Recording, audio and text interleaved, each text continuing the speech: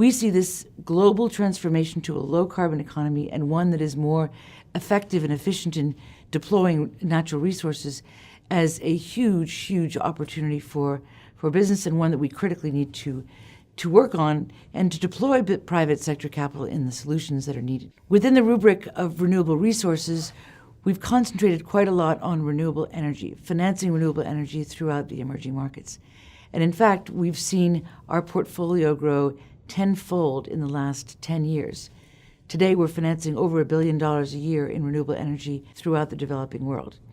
That includes every sector you can imagine, whether it's hydropower in Georgia, to solar in the Philippines or in South Africa, to wind in Senegal or Kenya, to geothermal in Kenya. So any number of sectors we've been able to work in with our U.S. investors.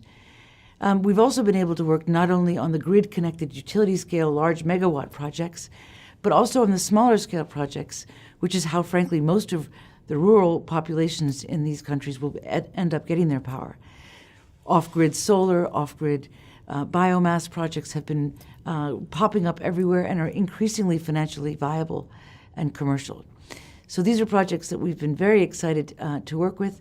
We've seen a lot of interest on the part of American developers in investing in these projects.